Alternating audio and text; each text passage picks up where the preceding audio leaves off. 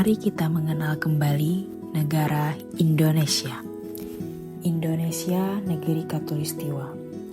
Dengan keindahan alamnya yang memukau, terbentang dari Sabang sampai Merauke. Kaya akan tradisi dan budaya dari setiap suku bangsanya. Oleh karena itu, kekayaan Indonesia ini harus kita jaga dengan segenap hati kita. Dengan kita menjaga budaya Indonesia, itu termasuk bela negara. Bela negara adalah tekad atau sikap warga negara, baik secara perseorangan maupun kolektif dalam menjaga kedaulatan negara. Keutuhan wilayah dan keselamatan bangsa dan negara dimulai dari hal-hal sederhana kita dapat mencerminkan nilai-nilai bela negara.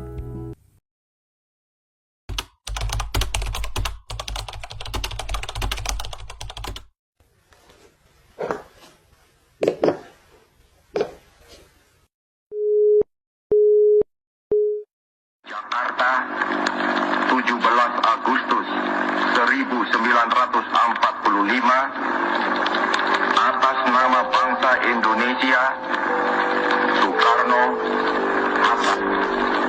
Tanah air, ku tidak lupakan, kan terkenang selama hidupku.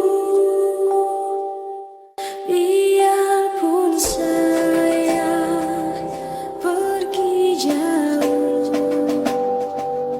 tidak akan hilang dari kalbu.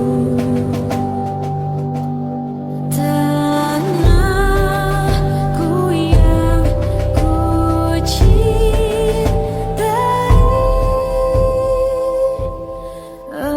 engkau ku hargai.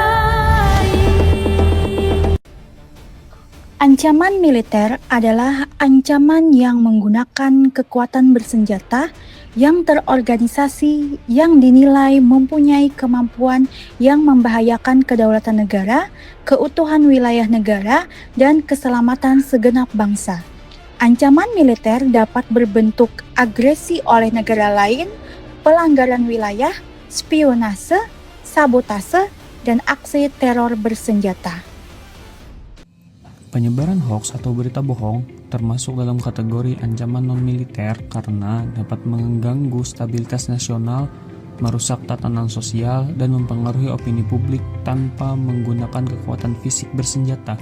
Hoaks masuk dalam dimensi teknologi dan informasi, serta dapat memicu isu sara dan adu domba yang membahayakan keutuhan negara.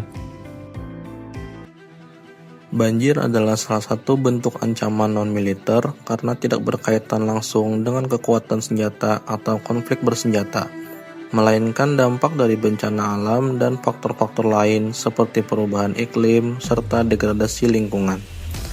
Ancaman non-militer termasuk banjir dapat membahayakan kedaulatan negara, keutuhan wilayah, dan keselamatan bangsa karena dapat meluluh lantakan berbagai aspek kehidupan dan memerlukan penanganan yang sistematik. Ancaman non-militer tidak bersifat fisik seperti serangan militer, melainkan berasal dari berbagai dimensi seperti ideologi, politik, ekonomi, sosial budaya, teknologi, dan informasi. Korupsi secara spesifik termasuk dalam ancaman non-militer yang berdimensi politik.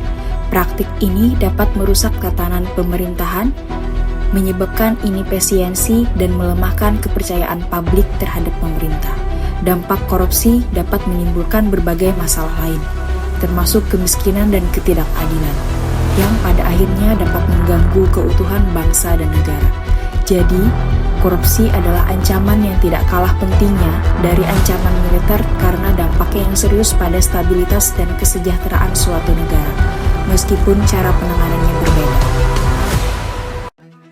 Dampak media sosial atau medsos sangat relevan sebagai ancaman non-militer karena dapat menyebabkan kerusakan ideologi, ketidakstabilan politik, krisis ekonomi, konflik sosial, dan gangguan keamanan cyber. Penyebaran informasi palsu, disinformasi, dan propaganda melalui medsos bisa memecah belah masyarakat dan merusak legitimasi negara, menjadikannya ancaman strategis bagi keamanan nasional.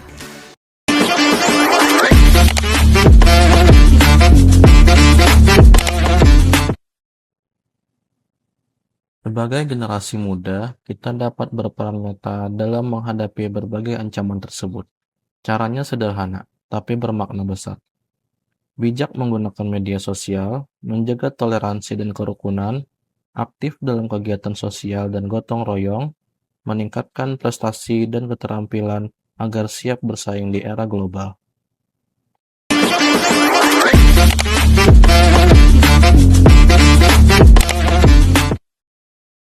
Negara bukan hanya tugas dari TNI atau aparat saja, tetapi bela negara juga merupakan kewajiban seluruh rakyat warga negara Republik Indonesia sesuai dengan kemampuannya masing-masing. Bentuk bela negara bisa dilakukan dengan berbagai cara, di antaranya belajar dengan giat, menjaga persatuan dan kerukunan, mengikuti kegiatan positif yang ada di masyarakat atau di lingkungan sekitar, mematuhi peraturan dan hukum yang berlaku di negara Republik Indonesia. Melalui bela negara, kita menunjukkan rasa cinta tanah air, rela berkorban, dan kesadaran berbangsa dan bernegara. Wawasan kebangsaan dan bela negara bukan hanya teori, tetapi harus diwujudkan dalam tindakan nyata.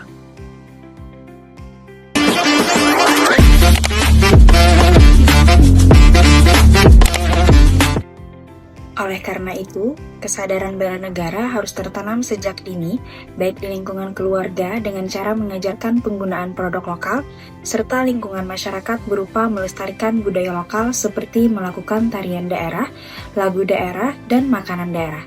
Cara lain yang sederhana yaitu dengan cara rajin belajar, bekerja dengan jujur dan menjaga persatuan, serta berperan aktif di masyarakat. Sikap-sikap kecil inilah yang membangun benteng pertahanan bangsa yang kuat.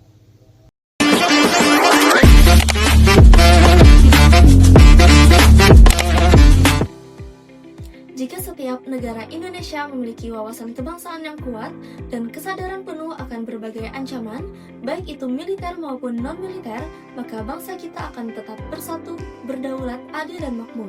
Ancaman militer dapat berupa serangan bersenjata, sedangkan ancaman non-militer hadir melalui narkoba, radikalisme, hoax, perpecahan sosial, hingga kerusakan lingkungan. Semua itu hanya bisa kita hadapi dengan rasa cinta tanah air, persatuan, dan bela negara sesuai dengan peran kita masing-masing. Oleh karena itu, marilah kita bersama menjaga negeri ini, memperkokoh semangat kebangsaan, serta menumbuhkan kepedulian untuk masa depan yang lebih baik. Dengan persatuan dan tekad bersama, kita dapat mewariskan Indonesia yang maju, aman, sejahtera, dan bermartabat bagi generasi penerus.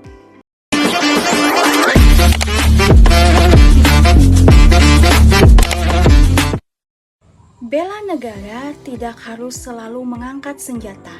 Memang, jika ada ancaman militer, TNI menjadi garda terdepan.